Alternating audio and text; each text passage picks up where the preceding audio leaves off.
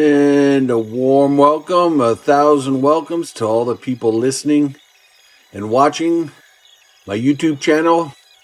This series is called From Broken to Worlds, where I train through some chronic injuries that I've been having, train through to hopefully qualify for the 2027 World Masters Highland Games Championship.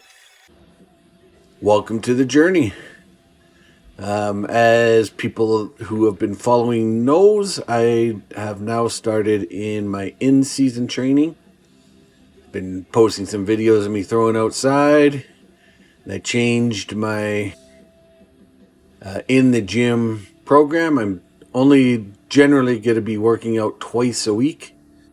The only time that may change, besides being sick or not training for whatever reason, is if I miss days because of weather on the field, I might just substitute that for days in the gym. Outside of that, or illnesses and sicknesses, I'll be doing in-gym stuff twice a week. And as I've already mentioned, I'm going to be following kind of a loose Bondarchuk framework, and I'll explain that in later episodes. Kind of what that is about, what I am doing. That's Bondarchuk. Maybe I'll talk about who Bondarchuk was. He just passed away recently. And his approaches, what I'm not doing that he would advocate for, and what I am doing for what he would advocate for. I'm not following him lockstep. And one of the things that I'm doing is different, and I'll talk about that today, is called the French contrast method. Now, even with the French contrast method, I am not doing it strictly how, or fully how they would, and I'll explain why for that. So the French contrast method, the idea is you contrast heavy lift with a similar movement that's done explosively. So here, these are my warm-up sets. You'll see how this plays out in, I think, the next clip. I think, my dog decides she wanted to go outside, so I let her outside. But here you can see I do the squats, so that's your strength-based exercise, not your power-based exercise. Now you could pair this up with something like a box squat, or not box squat, a box jump, or even standing jumps. But I'm trying to preserve my knees a little bit, and so the pair that I'm doing, I call this the landmine, or a ballistic landmine hinge. So you can see it's much more explosive. I only did it twice here because it was making a lot of noise and it was snowing out. Just that's why Summer really likes when I dry her off. She thinks I'm petting her. She enjoys that. But you can see I doubled up the crash pad there because it was making more noise than I was expecting. But anyways, I'm pairing it up with this strength-based movement, and immediately after following it with a similar sort of muscle movement pattern, but explosive. Now, if I was doing the full contrast, French contrast method, I would be doing the strength exercise, then followed up with a movement that combines strength and power, and then a power-based exercise, and then assisted power-based exercise. So I'll tell you what I mean, give you an example. So the last exercise was squat. So you do a squat, then maybe you do weighted step-ups, but do it with a little bit of speed to it. So don't have it super heavy, where you're Just kind of grinding to get it up, have it light and poppy. And then you could do something like a box jumps, follow that, and then you can do band assisted jumps where the bands actually help you jump even higher. That would be the full French contrast method kind of progression.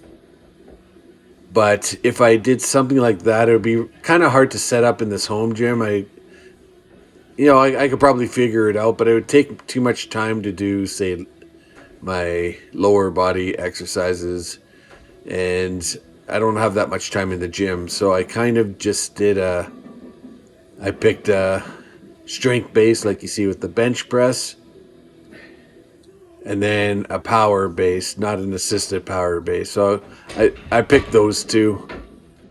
So here I immediately go to, I think basically they recommend doing it within 30 seconds of your strength based exercise that's similar. So the reason I picked 2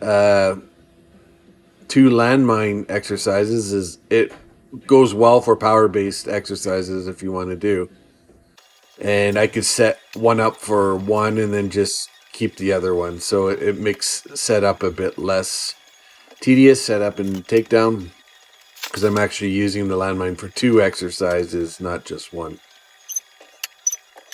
So that's kind of why I did landmine. Now, that combination of doing a strength exercise followed by a similar explosive exercise somehow is a stimulus that really develops power and athletic ability better than just doing strength. At least that's what I've read. I'm kind of experimenting on myself. I've never actually done this before. So I'm experimenting with it to see if I do notice increased in power production. So I'll give you my end result or my end conclusions at the end of the season and see how things go. This kind of simulates weight for distance. Now that I've shown a video of one, of a practice where I've done it, I think it was in my last video.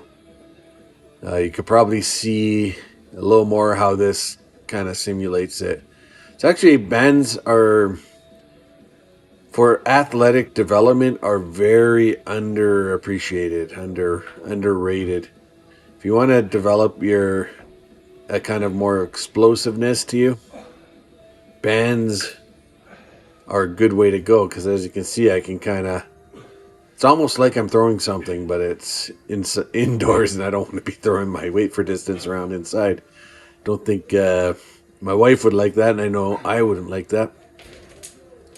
So bands provide a really good opportunity to, with a little bit of imagination, to create really good explosive exercises. So don't sleep on bands. And nice thing about them is they're super affordable. They're one of the more affordable pieces in the gym by far. You can really see how the right side is more explosive than here doing my left side. And that's just because I throw weight for distance with my right arm, so it's just more practiced, and I can generate more speed and explosiveness out of my right than I can left. But that's also a good reason for me to train the left, because since I don't practice it, at least get some exposures on the left side too. Probably be good for an overall sort of balance in my body, so I'm not too out of balance. But with sports like shot put, or in my case stone put, you will see imbalances in people. If you see like a Olympic shot putter's hand and compare their shot putting hand, which is usually the right hand, with their other hand, you'll see one is often significantly bigger. And that's just because of the forces they put on their throwing hand time and time and time again. So there is inherent imbalance with throwing. So it's good to do some training the other way as well.